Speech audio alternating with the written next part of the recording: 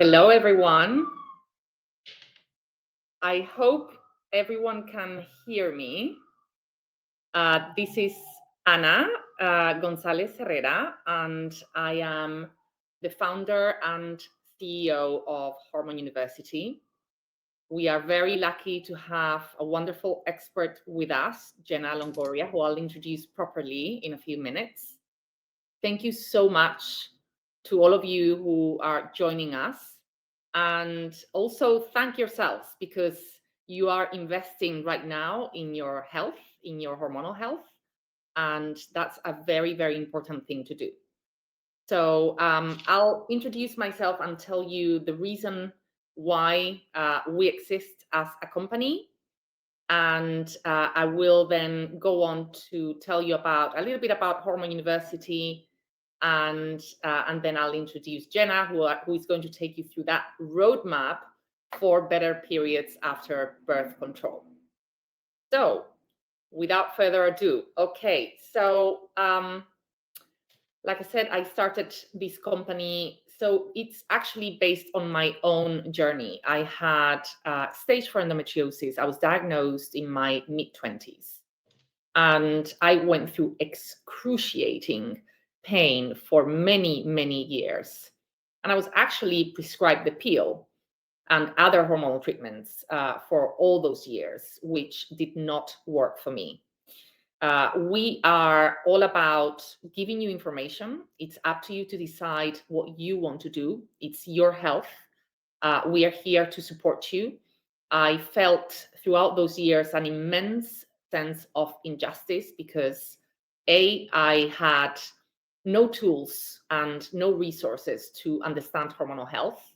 And B, I also thought that I didn't have enough time with my doctors to really ask all the questions that I wanted to. So we believe at Hormone University it's extremely important to advocate for yourselves.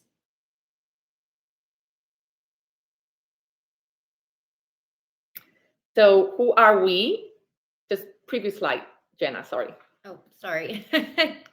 We are Hormone University, and we have three pillars actually, but two main pillars.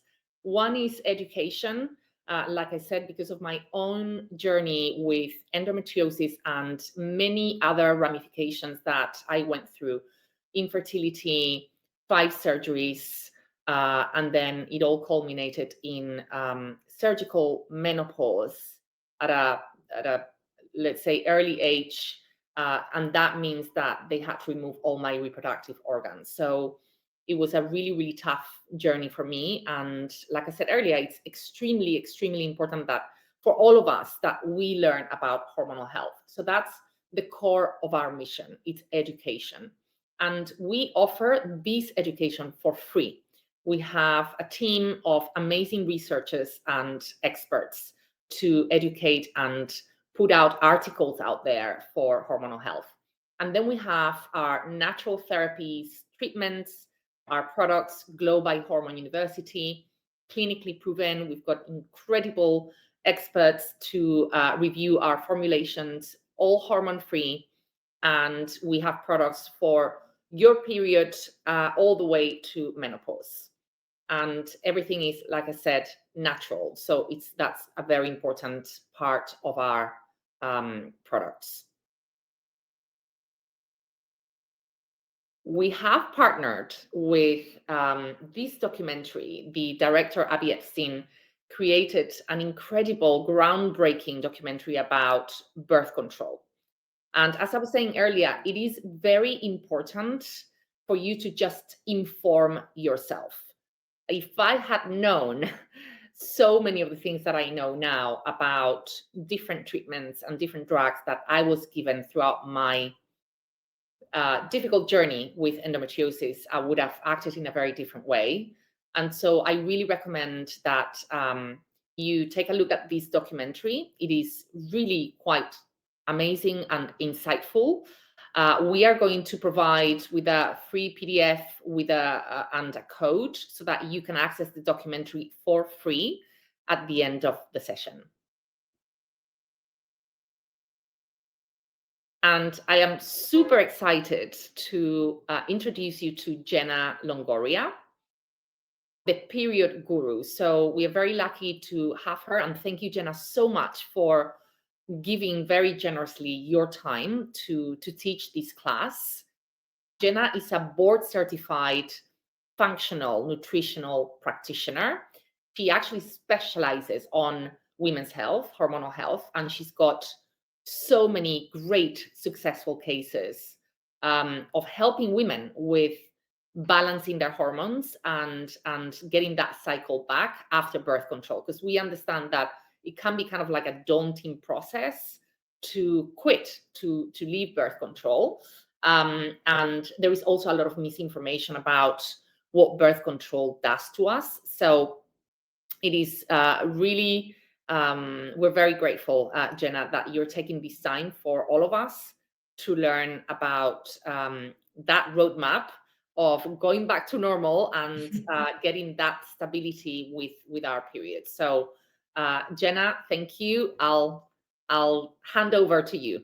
Thank you. Thank you so much, Anna, and thank you for sharing your story with us. I think it's so important to share our stories, so we all know that we're not alone. And really, as I can tell through your story, our pain is our purpose. And I also, just like Anna, and I'm sure many of you watching today have gone through so many treatments of birth control pill, maybe surgeries. I myself also was put on the birth control pill at 2 months shy of 15 years old to treat painful periods and just ovarian cysts. And it wasn't until a decade later, after getting off the pill, that I was diagnosed with PCOS and endometriosis. And so that's why, I'm in this. This is why I do what I do, because I know I am a firm believer that with the right diet, with the right lifestyle, we can reverse a lot of these hormone imbalances. And so today, I would really like to empower you with this knowledge of how to be your own health advocate. We really have to be our own health advocates today because no one's coming to knock on your door and save you. It's just not the way it works. And you've all taken the first step to actually join us today, sign up for this masterclass, learn more, be your own best health advocate. And so I commend all of you. So let's jump right into it. We're going to learn today what the parameters of a healthy period look like, why your period is important for your overall health, an overview of the 4 phases of the menstrual cycle, top culprits for irregular periods, and your 3-step action plan for getting off hormonal birth control, and an introduction to the fertility awareness method. So, maybe some of you have quit birth control a few years ago, and maybe you're thinking about quitting it. And you're in the right space because those post birth control syndrome symptoms can last years if not addressed. And so, what we're going to learn today is how you can start regulating your hormones post birth control or any type of hormonal birth control, IUD or pill. So it's estimated that 60% of birth control prescriptions are prescribed for reasons other than preventing pregnancy. So a lot of those are, acne or painful periods. But the thing is our periods are not the problem. They reveal the problem. So, you know, by shutting off our period with hormonal birth control, we're silencing that line of communication that our body has with us. So it's like, don't shoot the messenger, right? The period is just the messenger. So, the American Academy of Pediatrics and the American College of Obstetricians and Gynecologists report that the menstrual cycle actually should be observed as a vital sign. So, to put that in perspective, we have the other vital signs: blood pressure, respiration rate, temperature, pulse rate, all very important as barometers for our overall health. And then we have the menstrual cycle. So, it's this fabulous report card that we get every month to tune in. Are we eating right? Are our stress levels are okay? Are we honoring our boundaries? Are we getting enough movement in our day? So first of all, let's go back to the basics. Let's define period. Because there's a lot of confusion out there about what a true period is. And a true period takes place when there is a rise in estrogen, which causes an luteinizing hormone, LH surge, prompting ovulation, and then a rise and fall of the hormone progesterone. That is a true period. Then we have so just to put that in perspective, just the line of communication that's happening. Here's your hypothalamus pituitary ovarian axis, HPO axis. So it really starts from the brain all the way down to the ovary. So we have our hypothalamus hormone gland that makes GnRH, going to drop in releasing hormone, and that signifies to the pituitary. It's like sending a text message to the pituitary gland. It's like, hey, let's make some follicular stimulating hormone (FSH).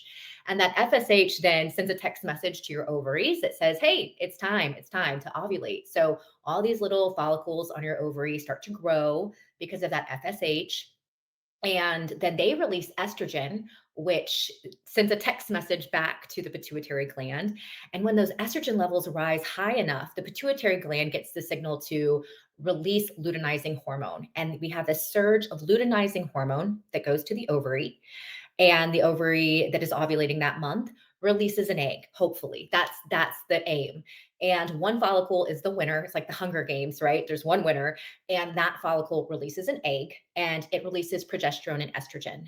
The only way we can make progesterone is if we ovulate, because the sac that the egg came from the follicle, turns into something called the corpus luteum, which is an endocrine gland that we literally create in a few days, this endocrine gland by itself, because our bodies are incredible.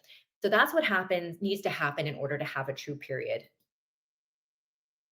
So then we have a breakthrough bleed, and this is when ovulation does not occur. Instead, the uterine lining builds under the effects of estrogen, and when it gets too heavy, it sheds. So I typically see this if maybe, um, you're in polycystic ovarian syndrome, PCOS. It's common maybe to go 90 days, 120 days without a period because they're not ovulating. And then that uterine lining gets too heavy and they shed and they have a really heavy bleed. It doesn't necessarily mean that ovulation took place.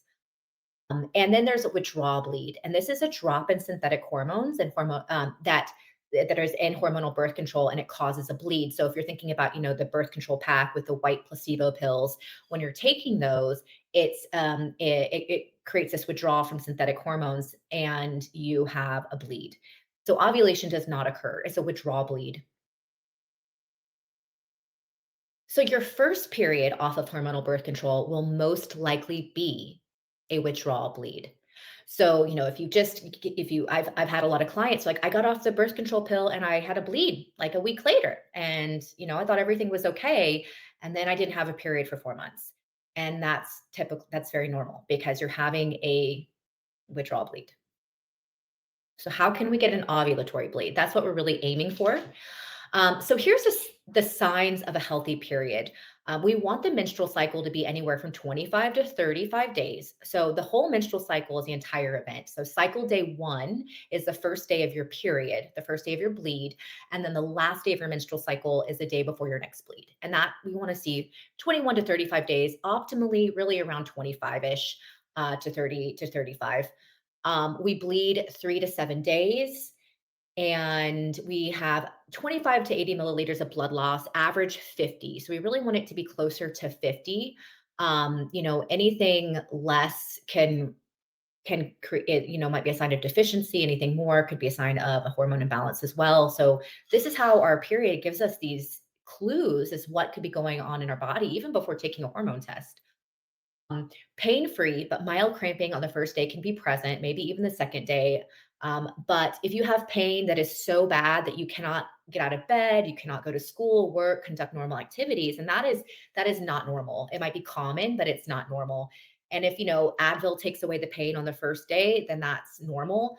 Ideally, we want to get into a place where we don't have to take medication, and maybe just some mild cramping is present. But you have to do what you have to do. If you have a really painful period, then you need to take some ibuprofen while you get to the root cause. And then, if it goes away, many of you might be watching with endometriosis. I myself have endometriosis. Like I would take Advil and it would do nothing, like at all. So if it works for you, then that would be a normal amount of pain.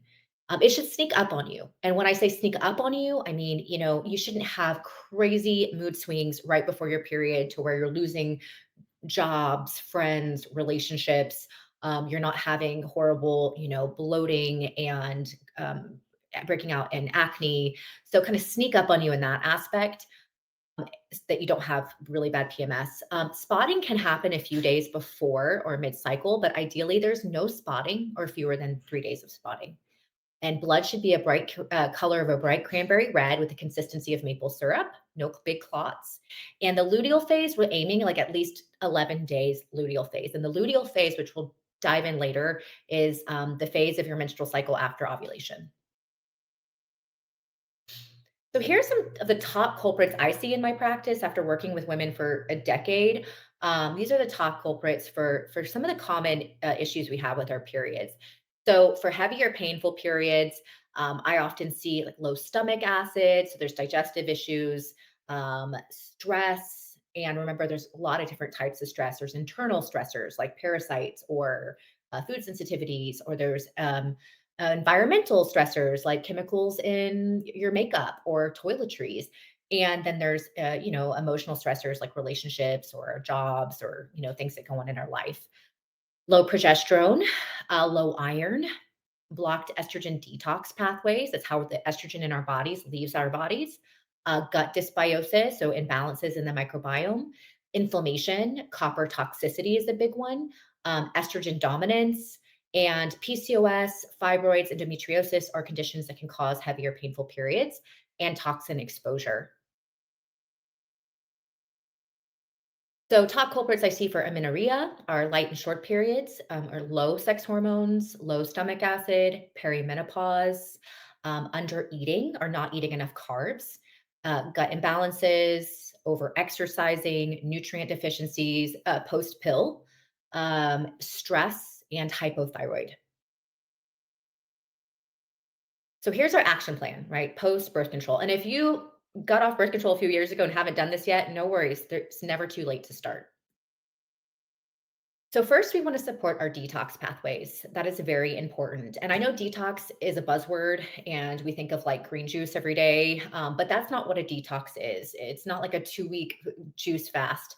Your liver is always working hard to detox synthetic hormones and toxins like heavy metals, mycotoxins, endotoxins. So, it's important to support it daily, every day. These small little daily ways we support our liver are much more important than a 2 week juice cleanse. So sweating, peeing, pooping, this is how we detox, and it's how we're releasing all of these chemicals that don't serve us.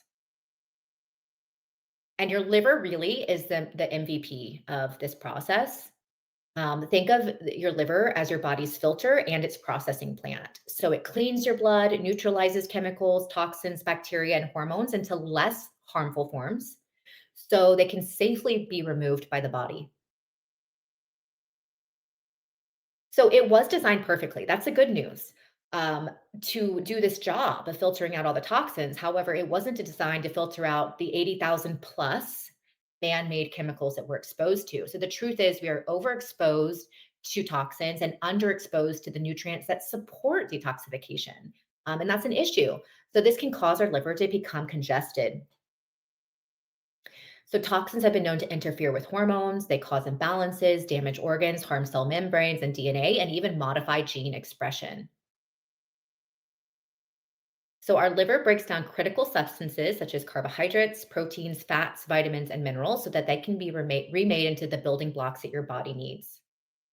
So here we have liver detox phase 1 and 2. So phase 1 is oxidation. It's the very first step in removing these substances. But then we go to phase 2, and this is conjugation. This is when the liver then takes all of those substances and makes them into a less harmful. They neutralize these into a less harmful component that can be excreted by the body. And so they turn it into a water soluble compounds that can leave your body through sweat, bile, urine, and stool. Now, here's the kicker: amino acids are needed. So if you're just doing a juice cleanse with no amino acids, because amino acids are found in animal proteins, then that phase 2 is not going to be supported. It's not going to happen. So you can have healthy hormones without a healthy gut. This also goes into detoxification because we have to have a healthy liver and we also have to have a healthy gut in order to detox from all of these synthetic hormones. So gut infections like parasites, bacteria imbalances, and yeast overgrowth can create imbalances in the microbiome. which is composed of bacteria, fungi, protozoa, and viruses that live inside and on the human body. And we have 10 times as many microbial cells as human cells, which is really fascinating. These bacteria, parasites, and fungi release inflammatory chemicals called cytokines, which can lead to inflammation, intestinal permeability, aka leaky gut, digestive issues like diarrhea, bloating, constipation, and increased food sensitivities. And all of the above can cause systemic inflammation all over the body and lead to imbalanced hormones, painful periods, and pelvic pain. And this disrupts hormone synthesis and conversion. Now, this is really important, especially if you have endometriosis, because all of the emerging research on endometriosis is showing that there's a gut component to it, and that they've some recent studies that they've actually treated some women with endometriosis with antibiotics, and it actually slowed down and removed some of the endometrial lesions, showing that there is a component to our gut health. It's not that we should all take antibiotics every day if we have endometriosis. I think the aim of the game is that it shows the relation, and that optimizing our guts, our microbiome, can help reduce endometriosis symptoms. And I see that in my practice as well. Okay, so what happens when estrogen detox is blocked? We can get, if this isn't working, if our liver is congested, if our gut microbiome is off, and our estrogen can't leave the body properly, we can get fibroids, ovarian cysts, endometriosis flare-ups and growth, thyroid disorders, migraines, painful periods, and heavy periods. So, what can we do? Some of the best foods to eat for estrogen detox: one large raw and unpeeled carrot a day. It has to be unpeeled because the peel on the carrot has a special fiber that binds to estrogen and releases it from the body. So make sure to eat, one large raw and unpeeled carrot a day, apples, raspberries, pomegranate, and blackberries, beets, cruciferous vegetables, but cooked or lightly steamed, especially broccoli sprouts, sulfur-rich foods like onion and garlic, and beef liver for B vitamins is excellent, which can help your liver detox. So here are some great ways that you can start detoxing daily. I don't, you don't necessarily need to do all of them, but I would pick like one or two and just commit to doing them, 3 to 5 times a week, even daily. So a really important one is to make a clean sweep. I mean, our liver, let's give it a break so it can do its job by reducing its exposure, and reducing the toxic load. So a great place is starting with a really good water filter, because our tap water has a lot of, pesticides and heavy metals and pharmaceuticals, fluoride. And then, and then start swapping your, cleaning products is also a great one for the whole household, because everybody can benefit from a water filter and cleaning products in the house. And then as products run out, you can make a swap one at a time. So deodorant, make a swap when it runs out to a non-toxic, organic deodorant, lotions, cosmetics, here are a few examples: plastic bottles and food storage for glass and stainless steel. That's a great one. Perfumes for essential oils. Castor oil packs. These are one of my favorites. I personally use them at least four to five nights a week. I'm a big fan of castor oil packs. It's a great way to give, your liver extra detox support. It helps support digestion and can ease and prevent period cramps. So they improve circulation, which will help break up scar tissue and break down fibroids and ovarian cysts. So anyone who's had fibroids or ovarian cysts, or especially if you've had surgeries, if you have endometriosis, there will be some scar tissue. And that scar tissue, as it builds up, it pulls your fascia into different directions, and it can actually make it difficult too for your lymphatic system to work properly. So you have proper detox in the body. And it can cause misalignment in your pelvis, which can then further maybe back pain or painful periods. So we want to break up that scar tissue. Help relax the whole body by activating your rest and relaxed nervous system. It's like taking a chill pill, basically. Stimulate blood flow to the liver, which will help your body clear toxins more efficiently. Because if our livers are overburdened, this is a way to give it some love. Stimulate blood flow to the uterus and ovaries, and stimulate digestion. So it's recommended to do them at least 3 times a week, but can be done daily, 1 hour to as long as keeping on overnight. And if you're new to them, don't do them on your period. But if you've been doing them after, for a few months, for a while, you can do them on your period.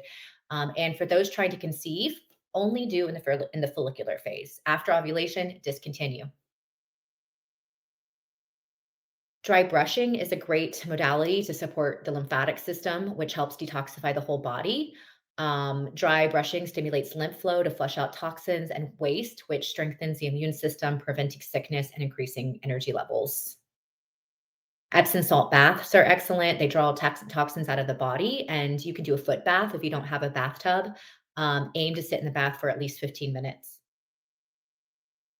And we discussed the raw unpeeled carrot a day. Some ideas: try dipping in hummus, treading over salads. I love putting in a food processor with beets as well, because beets are also really good for liver detoxification. And add 1 tablespoon of apple cider vinegar, 1 tablespoon olive oil, and salt to taste. And then, 2 to 3 cups a day of cruciferous vegetables, and cooking them or lightly steaming makes them easier to digest.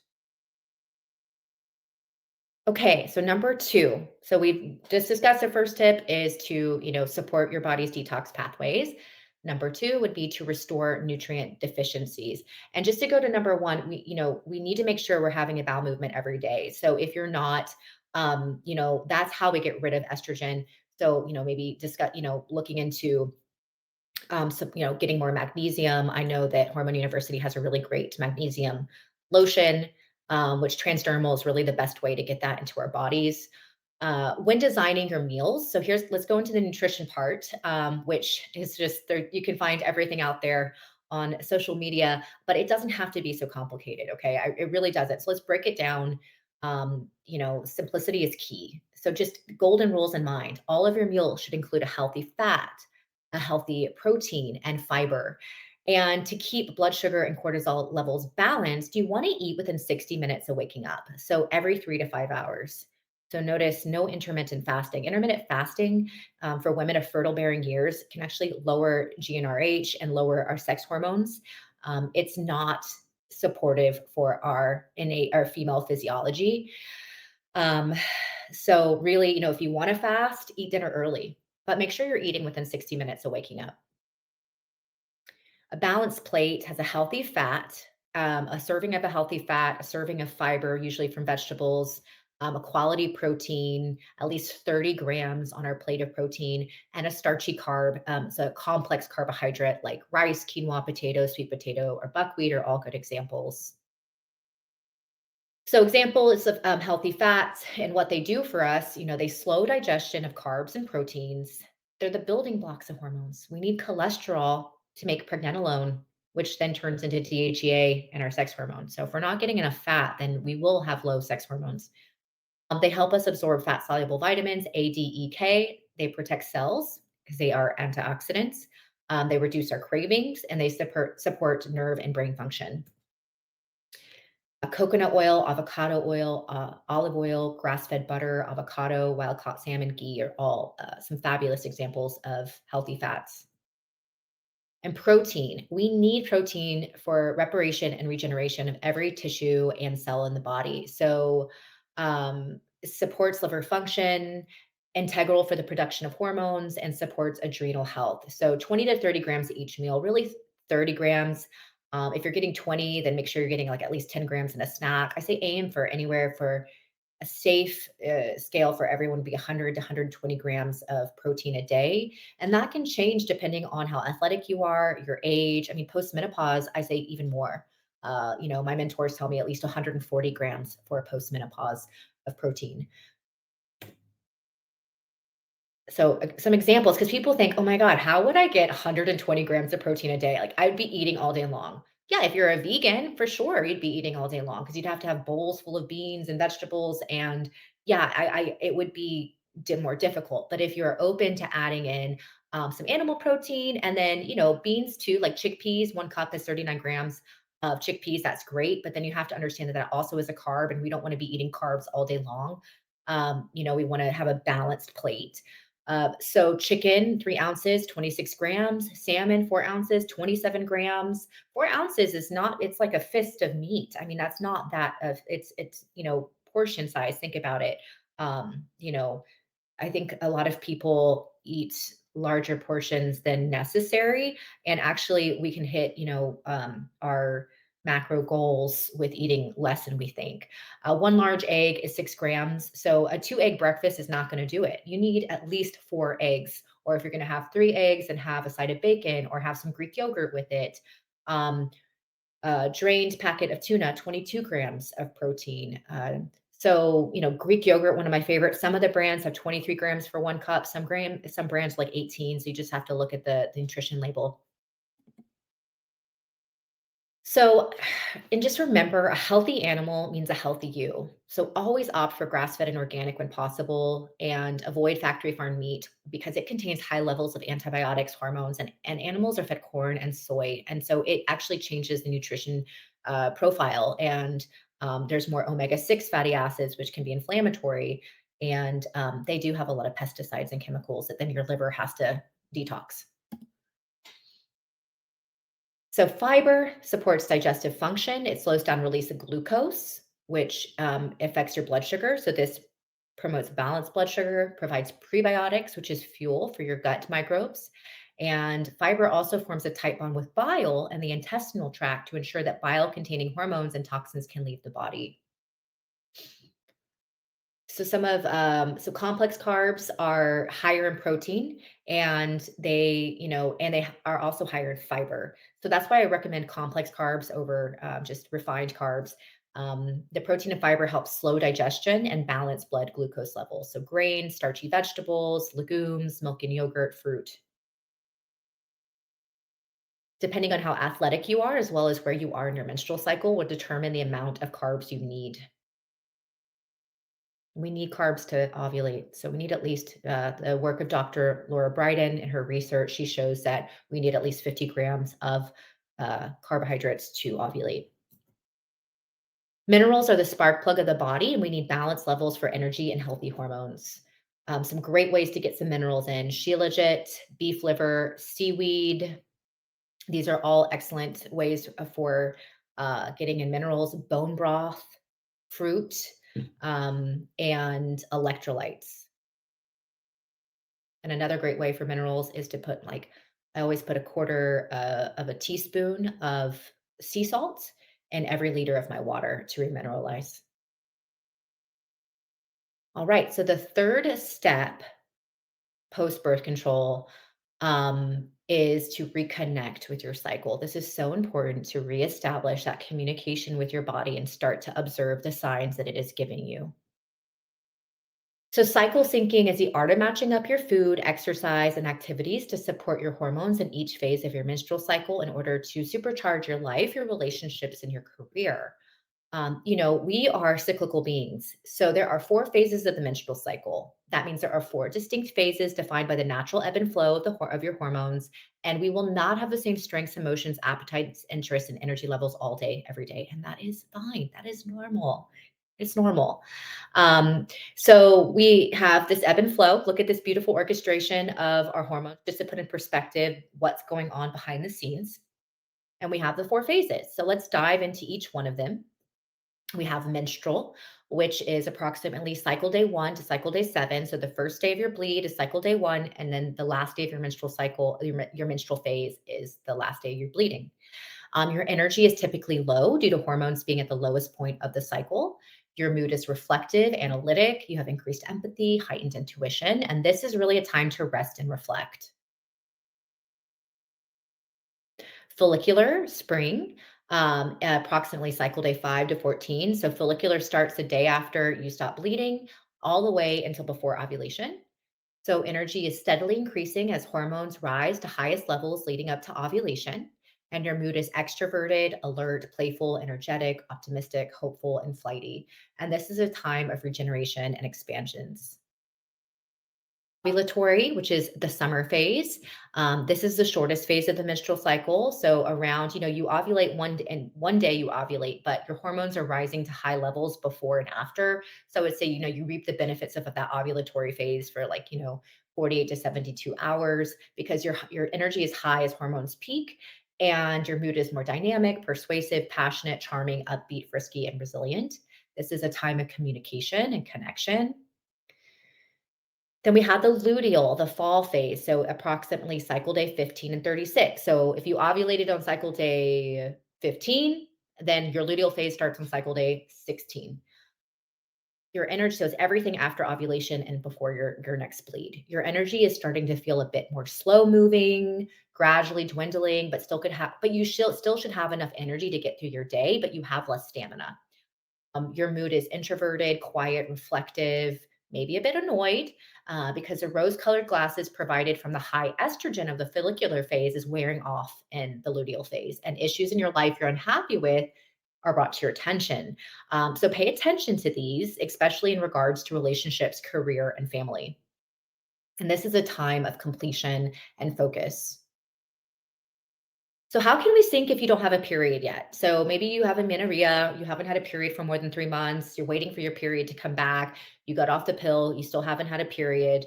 Um, so follow the moon in the beginning until your period comes back. So new moon week would be the menstrual phase. The waxing moon would be follicular, full moon ovulatory, and waning luteal. And I'm going to include a moon meditation in your resources for those of you who are I want to visualize and have a meditation for bringing your period back. Now, let's just cover briefly the fertility awareness method, also known as FAM. And this is charting fertility signs during the menstrual cycle to identify the fertile window in order to avoid or achieve pregnancy, which has a 99.4% efficacy rate with perfect use. So we identify the fertile window by charting our basal body temperature, BBT, and observing and charting cervical mucus. So here are some of the ovulation signs to know that it could be happening or about to happen. Basal body temperature confirms actually a shift in body temperature by at least 2/10 of a degree indicates that ovulation took place. That body temperature will remain elevated after ovulation.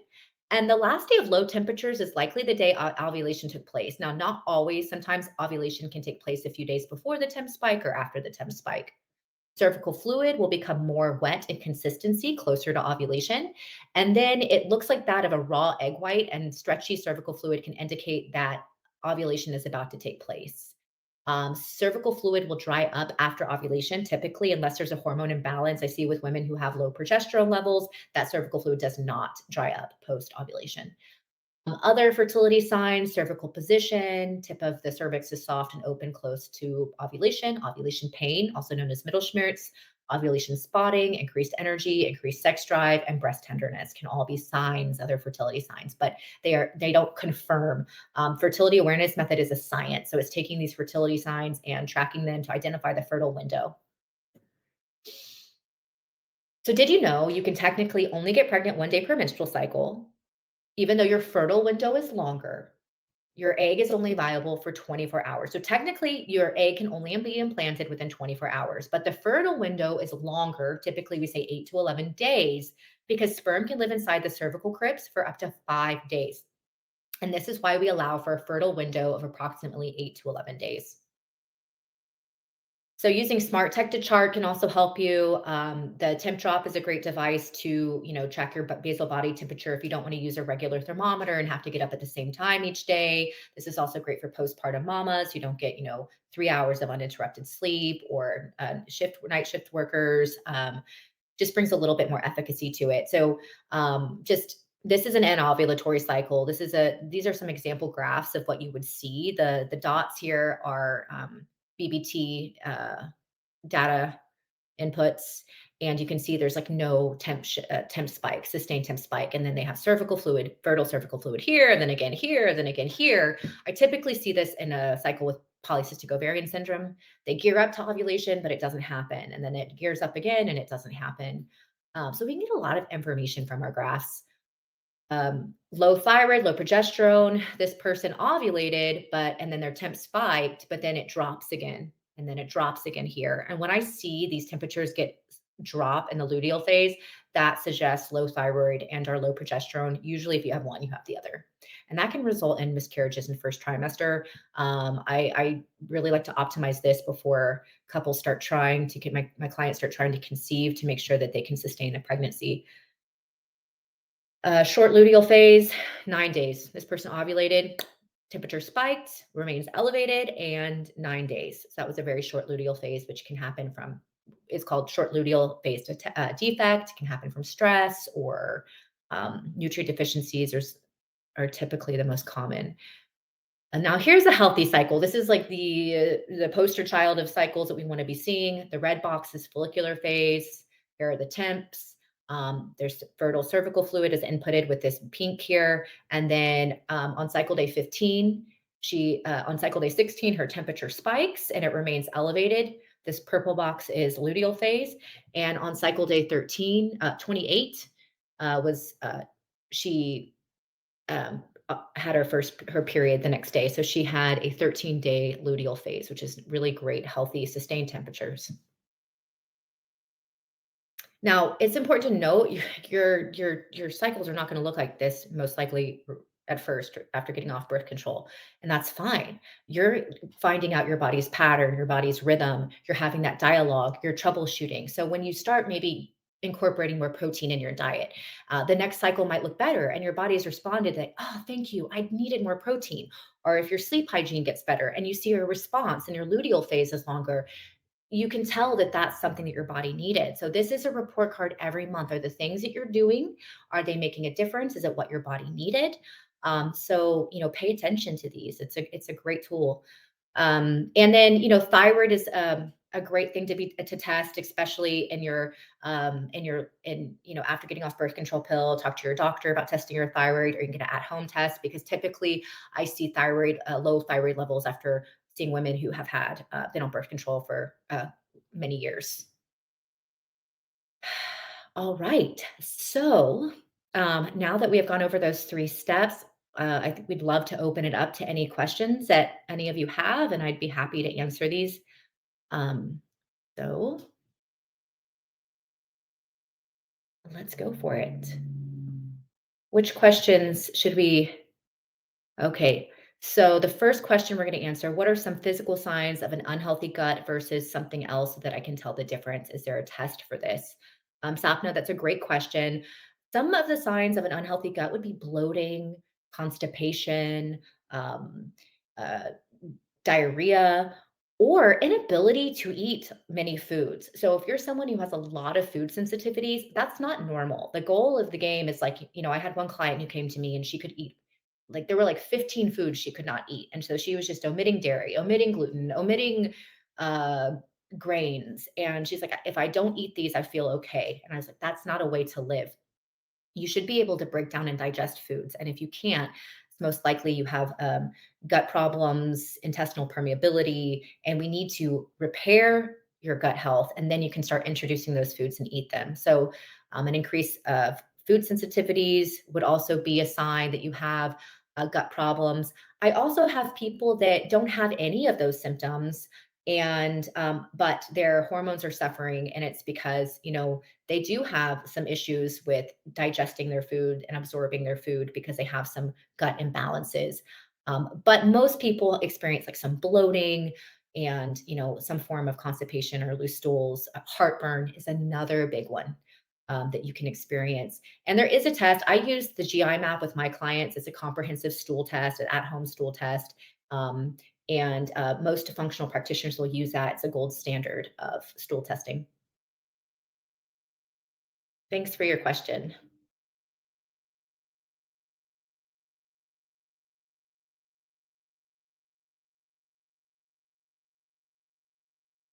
So, Anna says, what can we do specifically in the first month? So, I would definitely go to step one, which was detoxing, and I give those specific examples of daily things that you can incorporate, like eating one raw peeled carrot a day, and the other foods there.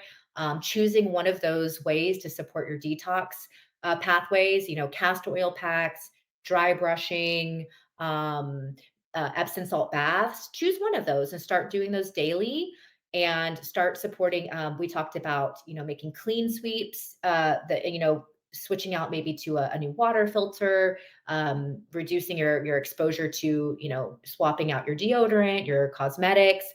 I would start there with, number one, detoxing, and work on those foundational and not detoxing, remember, as juice cleanses or fasts, but to support your body's detox pathway. So I don't know if everybody's going to be having these slides or access to these slides, but um, you know, that's definitely where I would start, is with choosing one of those daily detox supportive things, with like castor oil packs, dry brushing, raw carrot a day is such a great way to help support estrogen detox, making sure you're going to the bathroom every day, um, sweating, so exercising, any way to optimize your detox pathways. Definitely would start there.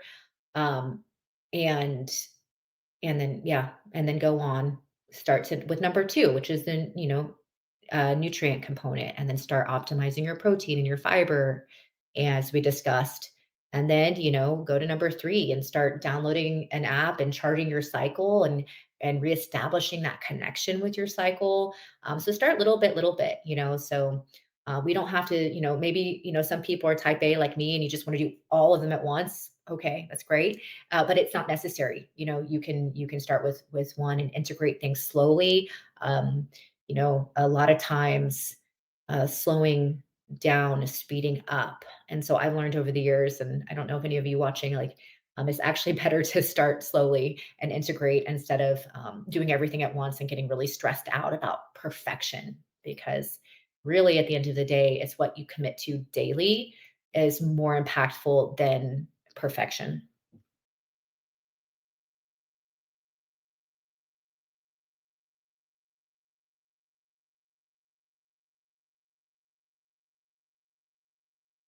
Do I have any recipe recommendations you could share? Yeah. So I do have a 28-day hormone balancing guide on my website that has a 1 month, 28-day grocery shopping list for each phase of your menstrual cycle, recipes, a meal plan for every day, breakfast, lunch, and dinner, and snacks and drinks, that is on my website. And then in this PowerPoint, I did have that raw carrot salad recipe, which is really great. I mean, you take the raw carrots, you take beets, food processor, 1 tablespoon of vinegar, apple cider vinegar, 1 tablespoon of olive oil, and a little bit of red mint sea salt.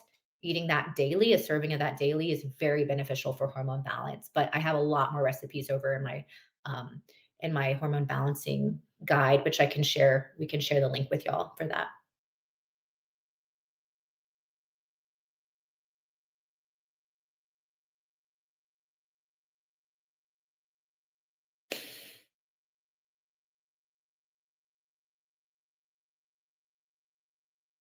Does anyone have any more questions before we uh, go on? Is caffeine bad for your gut? It is not. It is not. I know caffeine has a lot. That's a great question. Because caffeine is so. It's like such a. Some people say no caffeine. Some people say some caffeine. Um, and And here's the deal, it's how you're eating, how you're ingesting your caffeine. So if you're waking up and you're having coffee first thing in the morning and you're not eating for 2 or 3 hours, then that caffeine will be harmful on your gut and your sex hormones, because it's going to just cause high levels of cortisol. It's going to bring your blood sugar out of whack.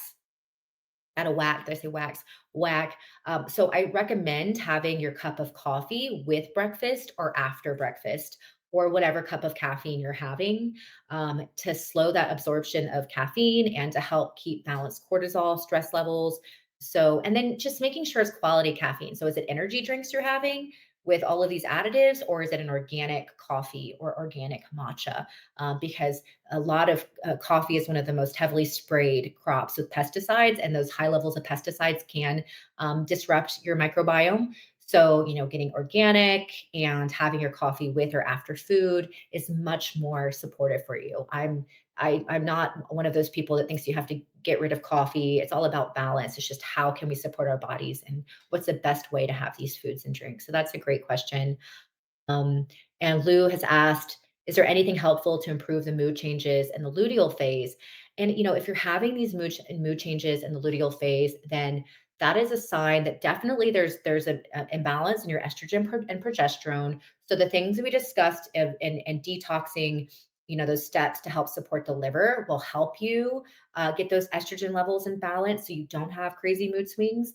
And promoting healthy progesterone levels in your luteal phase. So things like increasing whole food vitamin C, magnesium. I know that there's a Hormone University has a Glow Magnesium cream, and magnesium levels, and then eating magnesium rich foods would also help with those mood changes in the luteal phase. Getting adequate B vitamins, which are precursors to making progesterone. So making sure you're getting, adequate B vitamins, especially B6, is a great one, and can upregulate your progesterone levels. That's definitely what I would focus on.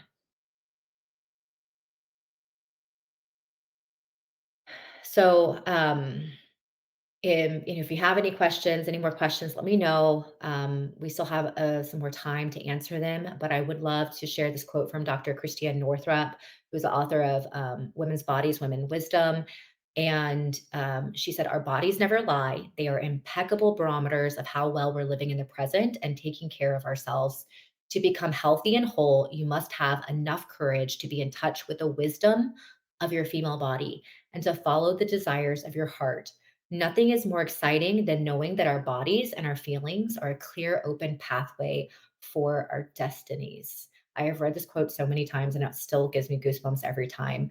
Um, and, today we are offering a special discount with the code Jenna5 on Hormone University's. All of them are transdermal products, which I really like because when transdermal means you apply it to your skin, they're absorbed better into the body, they're more bioavailable, and they don't disrupt your gut health. So magnesium body lotion. Someone asked earlier, how can we support our mood changes in the luteal phase? Magnesium is excellent to put that on, especially at nighttime, can help with sleep. Um, and they also have their period SOS cream, which could help with the luteal phase and helping balancing your hormones in both phases of the menstrual cycle. So you're getting, I think, 20% off your first month with the code Jenna5. And yeah, don't forget everyone, the exclusive free screening for the Beyond Birth Control documentary. That was a fabulous documentary, and it really goes into depth for those of you who are just curious more about birth control and how it impacts the body. And it's a great documentary to watch. So thank you everyone for joining today. And I hope that all of this was inspiring and left you feeling empowered and motivated to take control of your bodies and to enjoy the balance that you deserve.